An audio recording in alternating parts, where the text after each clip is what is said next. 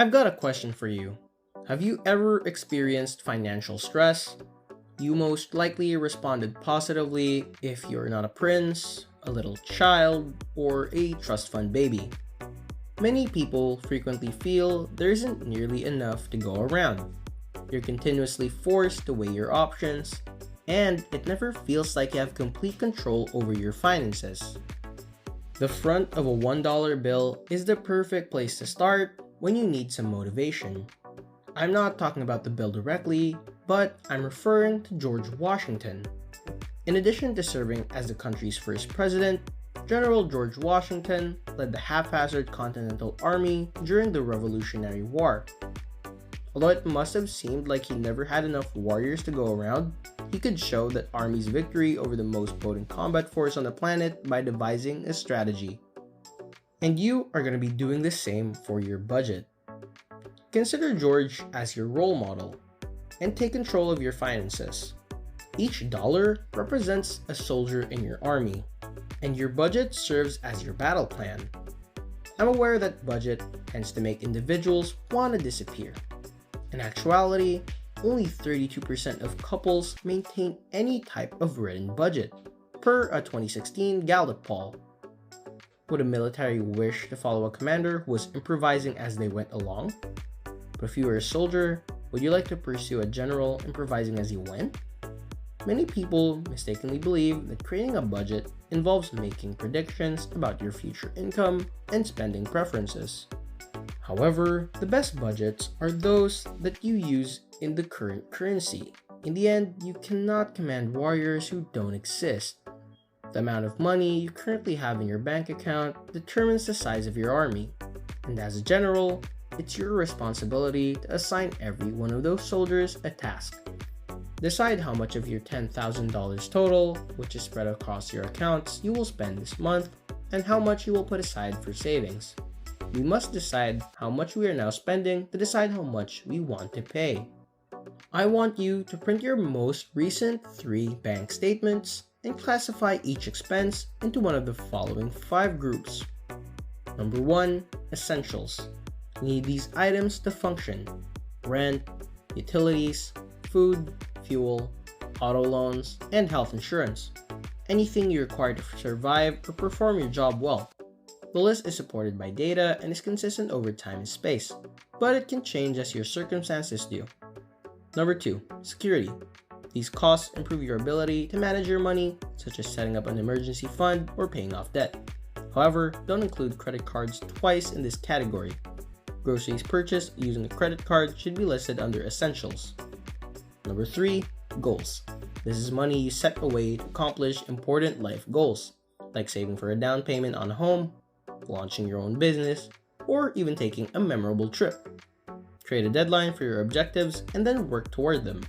Try to reduce your spending on stuff you don't need and save money towards your goals. And number 4, lifestyle. These are outlaid that assist you with navigating the social sphere. You can use this section for pet necessities, family and friends gifts, gym subscriptions, and personal grooming and clothing. Now we have number 5, which is discretionary. Treating oneself is the central theme of this category.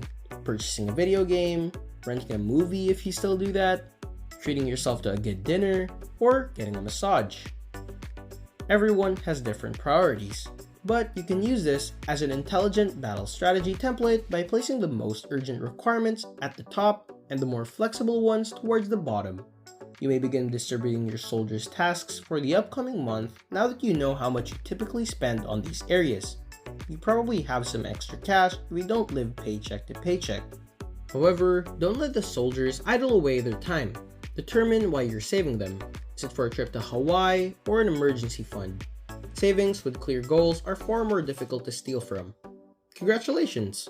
How can you make your budget last after creating it for the first month? Well, here are your options. Number 1, write it down. No general has ever won a battle by maintaining all of their plans, whether through a spreadsheet, an app, or the good old pencil and paper. A budget facilitates financial stability.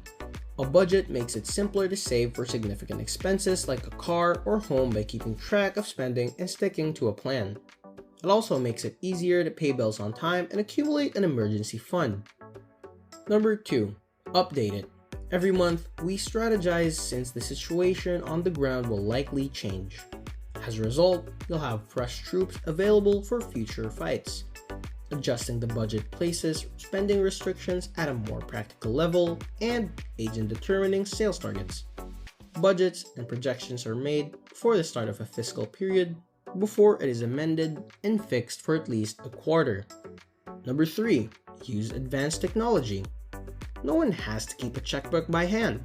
Thanks to the dozens of budgeting applications available for download on smartphones, you can now immediately determine whether you can afford that Weird Al record on vinyl, which can be extremely useful for discretionary spending. Information technology budgeting involves assessing income, estimating costs of goods and services, identifying which goods or services the business should produce, establishing financial priorities, and deciding where money should be spent. So, how can you be sure that your budget is accurate? Well, you're less stressed. So that's the real obvious response. Imagine enjoying a meal out without having to worry about your budget. Imagine not having to hold your breath each time you want to see how your account is doing. You'd be surprised at how much your attitude may be lifted simply by giving your finances some more organization and management. The goal of budgeting, like many otherwise financial practices, is to make you happier with the money you already have rather than acquiring more. There are a lot of key factors that are at play here, but these are the most basic. Along with these, you can pair it with good saving habits and good money habits, like deferred gratification, wise spending, proper assessment of wants versus needs, and other things. And there you have it. I sincerely hope that this video has helped you see things and help you learn things. Always keep in mind that creating a solid budget is beneficial to us as well. I hope you enjoyed watching this video. Don't forget to like, share, and subscribe. And if you're looking to level up your financial life, check out some of our older videos which will teach you everything you need to become a future millionaire. Anyway, we'll see you around for the next video. Goodbye for now.